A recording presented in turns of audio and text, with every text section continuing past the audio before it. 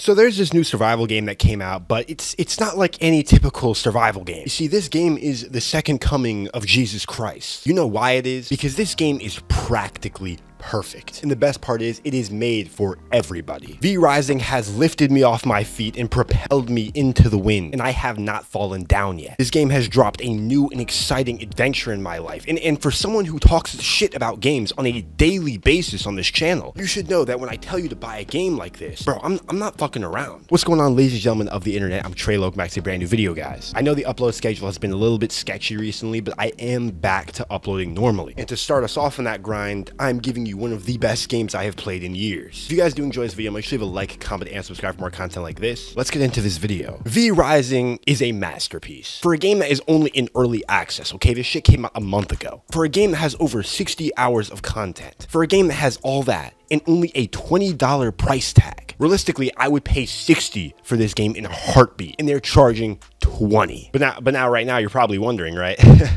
What the fuck is V Rising? I am so happy you asked. So pretty much basically out of nowhere, this game just spawned in the Steam store on May 17th, 2022. And just like that, thousands upon thousands of players playing. Already top 10 on Steam charts. This game is taking over. V Rising is a survival PvP base building, crafting, ability-based vampire role-playing game. I hope I gave you enough genres. The point of this vampire survival game is to grow to power, defeat and conquer the 40+ bosses in the game, dominate humans with your vampire powers, and most importantly, break fucking rocks. You see, V Rising isn't a game too far away from Ark or Rust. The only twist with this game is you're a fucking vampire. You have dope powers and shit. You're basically Morbius. And with this power that you have, and with a will, you have the ability to take over your server and become the king. Literally, you can do that, all right? We need to explain it from the start. Just like any good survival game, you're gonna start making your character first. There's not too many options, but you can change the eye color, and that's kind of a game changer. You'll spawn in this coffin in this random-ass starting cave with no money, no weapons, no life. You're useless. You're a piece of shit. You'll venture your way out of this cave and eventually be welcome to the world of V Rising. Since you're a scrub and you have no weapons or tools, you'll have to use your spells in your hands to fight past the first couple mobs. That is, of course, until you get the materials necessary to craft your first weapon, a bone sword. Boom, now you got a fucking bone sword. You're ready to fight. Except that shit does absolutely no damage. You desire to be stronger, so you kill more and more mobs, grabbing their resources until eventually you're able to craft a bone ring. Now you're getting a better feel for the combat. You're starting to understand how you can combo your spells and your weapon attacks to do the most damage. Now you'll have to travel further into the world to find hide to craft your first suit of armor. Along the way, I ran into another friendly player who was willing to help me get hide. V Rising is a very, very large map, and throughout this map, players can be anywhere doing their own things, and you can interact with them, use voice chat. But just like any survival game, be careful, because people are not that fucking friendly all the time. I crafted my suit of armor and immediately became way stronger. After all, that is what this game is all about. But now it's time for the real start of V Rising, the base building. I craft up some dual-wield bone axes to start gathering lumber for trees for my base. And in similar nature, I craft a mace to start gathering stone for my base. However, gathering during the day can prove difficult, as since you're a vampire, the sun literally fucking melts you. Since the sun will literally evaporate you, it's necessary to stay in the shade during the day so that you can continue living your life and doing what you need to do. But you must be careful, as if you get into a hard confrontation where there's no shade, it could end very badly. After doing some wandering and searching, I believed I found a good spot for my base to be, so I placed down the castle heart. The castle heart is essentially the HQ of the base, or the TC if you're familiar with other games. I started clearing the trees and bullshit around the base so I could start placing walls and actually have some basic protection, even though wooden walls are useless and can practically be axed through. I crafted some basic workstations like a sawmill and a workbench where I could begin to craft higher tier items. As now it was time to face my attention towards the blood altar. The blood altar is a station where you can track the bosses in the game. Each boss is in a different spot around the map and give you different rewards such as stations, new items, new blueprints, or new powers. The rewards the bosses give you are the main way to progress in the game, which means as you go up, the bosses will get a lot harder. So we set out to go kill our first boss, the Alpha Wolf. If we kill the Alpha Wolf, he'll give us his travel form, which will allow us to turn into a wolf to move faster. When you're tracking a boss, you'll get a red blood mist that kind of leads you towards their direction, and if you follow it, eventually you'll end up at the boss. I actually had to travel quite a distance on foot to find the Alpha Wolf, and actually took me a minute to discover where he was, and I eventually came across a wolf's den, which only meant that he had to be nearby. But then in the corner of my eye, I saw bro lurking in the trees and shit, and I was like, alright bro, it's raps. Boss fights can be really hard in this game, and sometimes overwhelming. You will definitely die a lot, but for this Alpha Wolf, it was slight. Whenever you kill a boss, you extract their blood, which then grants you all their powers and everything that they were giving you on the blood altar. Now that the work was done, I had unlocked wolf form from the boss. I can now transform into a fucking wolf, bro, which makes me faster, and it's just a better way to travel in general.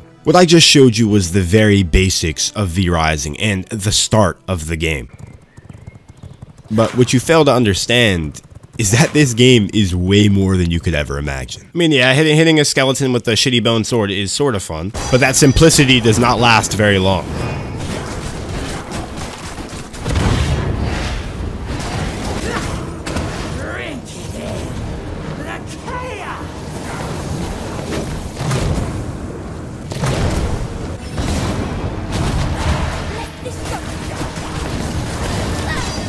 The combat in V-Rising is what really makes it shine. You have a wide range of abilities to choose from all different types of skill trees that include all different types of elements and ultimate abilities that you can combo together and make your kit. It's satisfying, challenging, skillful, and most importantly, fun as fuck. But surely the most commendable part of the combat are the boss fights. With over 40 bosses in the game, you are going to encounter different abilities, different mechanics each time you go against a boss. Some will be easier than others, some will be harder than others, but all of them will be different. So Valheim, you have no excuse for only having 5 bosses. Although it may seem like the base building is very simple with wooden walls and shit, it gets a lot more complicated very quickly. As you get further into the game, your shitty crib starts to become a fucking vampire castle. The building system is simple, easy to learn, and you can do crazy things with it. And although you might not expect it, you're low-key going to be spending a shit ton of time in your base. Whether you're gardening plants or farming your monster spawners, smelting ingots to craft new items, managing your servants, which are actual NPCs that walk around your base that can do things for you and you can send out on missions using the castle throne. Eventually, your castle will truly become your home, but it's best not to feel too safe.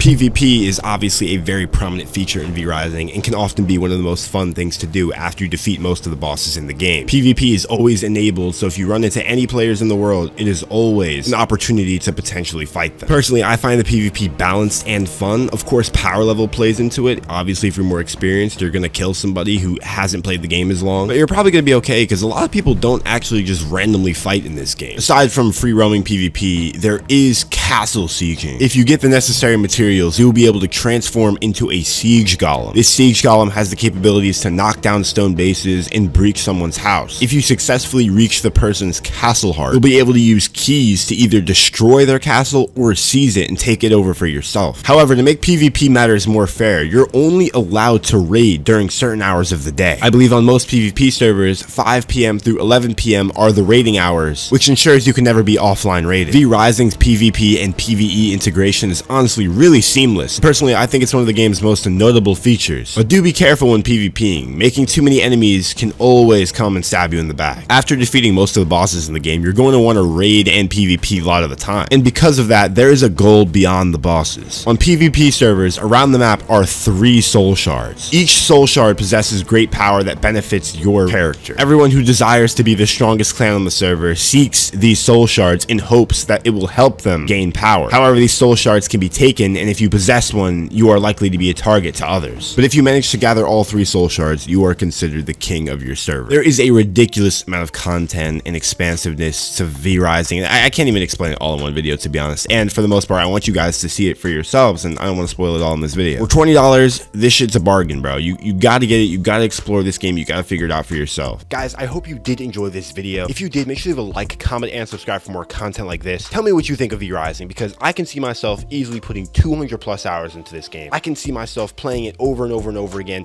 and most importantly, I can see the potential in the future. For a game that already has this much content on month 1, it is almost hard to imagine what could be coming next. This is everything we wish Valheim could have been. If you guys did enjoy, make sure to subscribe as well. As always, guys, I'm Treyllo, and I'll see you in the next one. Peace out.